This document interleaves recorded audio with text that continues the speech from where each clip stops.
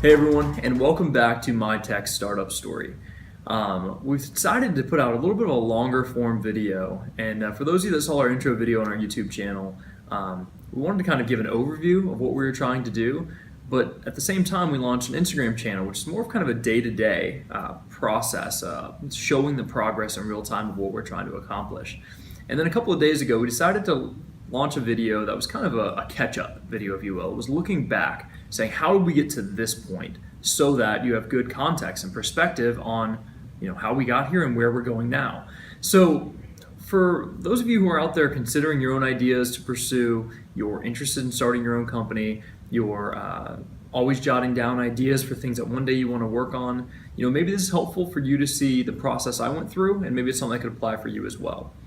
I was always that kid that was a serial entrepreneur. I was kind of built for this. I could make money off of anything. I could capitalize on opportunities quickly. I was always finding opportunity in the marketplace and trying to fill it.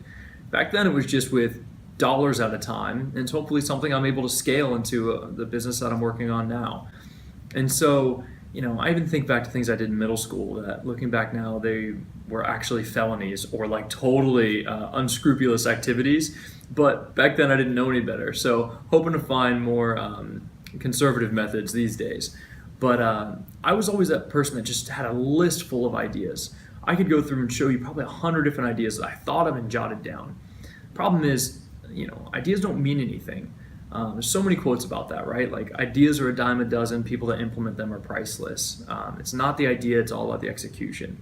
Anybody can come up with an idea, but it's all about what can you do with it? Can you grow a sustainable business out of it?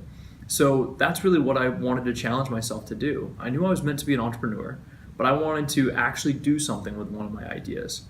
So I decided in 2016, last year, I was going to take each quarter of the year and I was going to pursue a different idea. So going into 2016, I chose my top 4 ideas, and I was going to start validating each one each quarter and just see what had the most potential, see what really, there was no other option for it. It had a good enough market. I felt like I could bring the product to market, and I felt like it could really work. So I got to the 3rd quarter of last year, and I started validating the idea that I'm working on now. And I knew pretty early on that this is it. This is what I wanted to run with. So I kind of scrapped the 4th quarter of the year and just kind of kept putting time into this. Well, up until February, so up until a few months ago, I've been working for somebody else. I worked for a great small company in the management consulting industry. It was a great experience, great opportunity, but I knew if I was going to have time to pursue this, I needed to be able to control my own schedule. I needed to be able to actually put the time into this that I wanted to. And so I was blessed with that opportunity, kind of that flexibility to go out on my own, continue doing my own consulting projects on the side while pursuing the startup and putting more time into it. But I know a lot of you, maybe need to keep your day job and are looking for ways to kind of earn that side hustle or build your business after hours. For me, my day job consisted of a lot of travel, a lot of lengthy projects that sometimes would work, all the way through the weekend or late nights, stuff like that. So it was hard for me to do both. So that transition was necessary. But I used those last few months of 2016 to really start laying the groundwork. I started attending events in the city to get to know the startup community. I started connecting with people and building my network so that when I did decide to make the leap, I wasn't just starting from scratch. I started doing my market research and kind of digging deeper on the opportunities and getting a good feel for what I was trying to accomplish. And so when the time came, I felt like I was ready. And so when I made the leap, I went through all of the different emotions that entrepreneurs probably do. I had the, did I really just make this decision? Is it the right choice? What if it backfires? What if I go broke? What if it doesn't work? What if nobody likes my idea? I went through all of those questions. Thought, there's the times where you feel like completely alone. Like I'm doing something brand new. I'm, all of my success or my failure relies on me right now. But I knew that that's the opportunity I was looking for. I knew that's what I wanted to work on. And so for a lot of you who are validating ideas right now, just find some sort of foothold. Find something that you can grab onto the idea just to get it started. When I went on my own, one of the first things I wanted to do was really learn more about startups and the best way to approach it. The book Lean Startup is obviously like like the startup Bible basically these days. Great resource on how to really start your startup in an effective, efficient, lean way. And so obviously one of the early steps is building out your MVP, your minimum viable product. So for me, there were a few different strategies. What I'm trying to do, and just so you guys know, we're not trying to be elusive about the idea, but we're going to launch that in the coming weeks. But we'll be able to put it all out there so you actually know what we're working on. But for us, I'm taking a system that almost every company uses, but it's clunky right now. And people don't take advantage of it, even though every company offers it. So what we're doing is simplifying and automating that process through an online and app and web-based platform. So MVPs, minimum viable product, a lot of times are offline, or they're more simple, or they're very streamlined. And so for me, like, the whole purpose of what I'm trying to build is to take advantage of that. So it was really tough to get creative, but you can do it. We'll go a little bit deeper in some upcoming videos on that and some of the methods that we've used.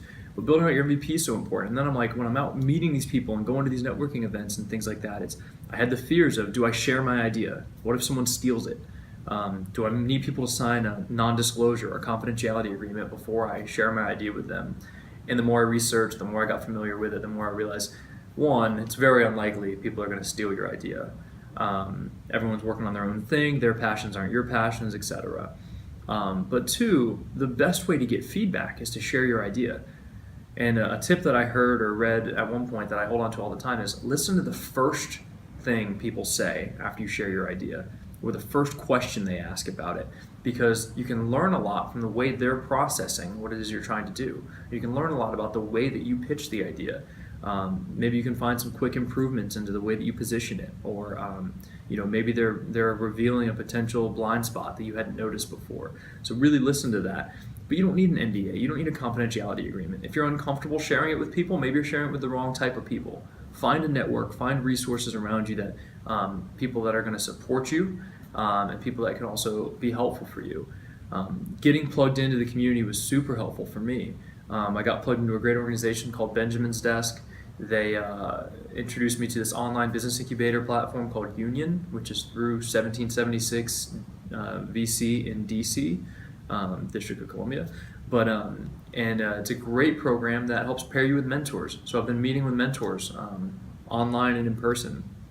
Getting out and meeting people in the business community got me connected to another business incubator here in University City, so between Penn and Drexel, and met with a great guy named Eamon Gallagher, who was really helpful, former startup attorney who's now running a business incubator. He was immensely helpful thinking through things.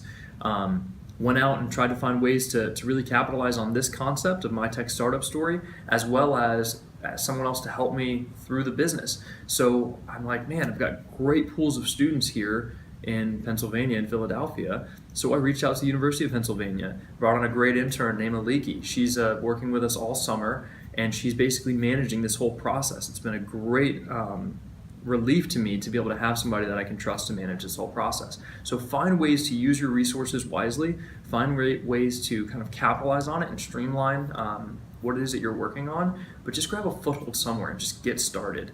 The biggest thing that I'm learning is that you don't know what you don't know. I had a pretty good sense of my strengths going into it, had a pretty good sense of my weaknesses too. I knew the things that I wasn't good at, but I didn't know what I didn't know. And I would say there's probably as many things that I'm learning along the way that I didn't even know existed as there are that I could predict before I started. So be nimble, be adaptable, find ways to continue to get better every day. And looking forward, where we're at right now is really deciding if I'm going to go out and raise capital, if I'm going to go fundraise for a while, or if we're going to try to be self-funded like we have been in these beginning stages. And if I'm going to go fundraise, then I need to have much stronger financial projections. I need to start putting together my pitch deck. I need to have really more kind of clear results from my MVPs to show that it works. And then hopefully we can raise the capital to go out and actually begin development and bring the product to market.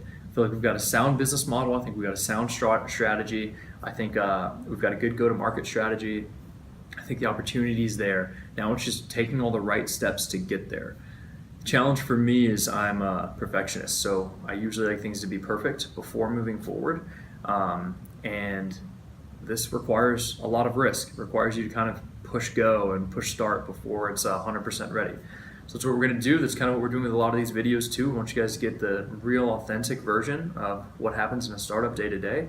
So putting it all out there, and hopefully some of the lessons I have to learn the hard way. Some of you can learn a little easier. But thank you for joining us. Thank you for listening along, and we'll see you soon.